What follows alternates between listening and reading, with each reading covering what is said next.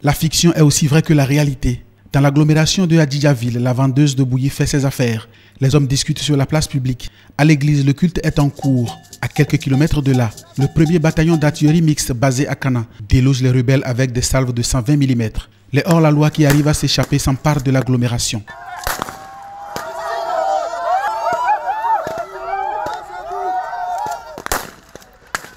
L'infanterie entre alors en action. Elle est composée de fantassins venus de la garde républicaine, du 1er bataillon de commando parachutiste de Ouassa et du 5e bataillon interarmes basé à Dassa. Mais avant, les démineurs du génie militaire neutralisent les mines et explosifs posés sur les voies d'accès. Le 1er groupement blindé de Cotonou et le 2e basé à Ouida appuient les manœuvres des fantassins. L'armée régulière finit par prendre le dessus. Les assaillants sont neutralisés. La paix revient à Adjidjaville. Au rapport, les appréciations sont positives. Je viens de constater que l'armée de terre est vraiment bien entraînée pour mettre à l'abri des conséquences d'une attaque terroriste dans les villes. Et je voudrais remercier le chef d'état-major général et en particulier le chef d'état-major de l'armée de terre pour la qualité de leur entraînement. Ce que j'ai vu aujourd'hui, ça me rassure. Ce qui se passe dans les pays de la sous-région nous interpelle. Le Bénin n'a pas encore connu d'attaque.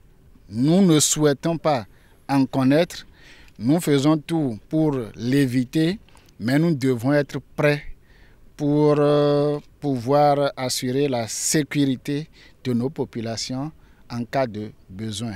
L'exercice est une totale réussite et montre la bonne organisation et l'efficacité de l'armée béninoise. L'armée de terre du Togo invitée pour l'occasion est en admiration devant cette discipline et cette efficacité. On est venu assister à une démonstration qui nous a rassurés. Vous savez que la menace est globale aujourd'hui et ça nous rassure que de ce côté, l'armée béninoise est prête. Et que nous aussi, on a tiré beaucoup de leçons de tout ce qu'on a vu ici. Ça nous a démontré le professionnalisme de l'armée béninoise. Nous sommes très satisfaits. Pour l'armée béninoise, il s'agit de s'adapter aux nouvelles formes de menaces. La menace est dans les agglomérations.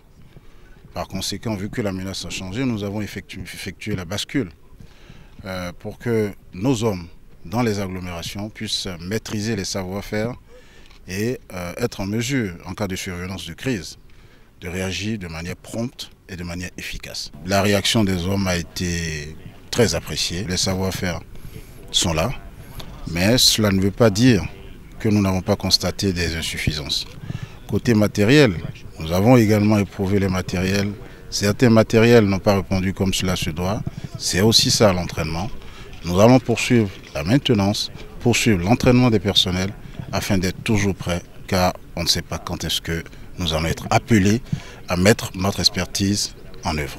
Action civilo-militaire. Du matériel de lavage des mains a été offert à l'école primaire publique de Ayetou, dans l'arrondissement de Rouéclé. Dassa 2018 a donné l'occasion à l'armée de terre béninoise de rappeler que sa devise est toujours d'actualité. Qui s'y frotte, s'y pique.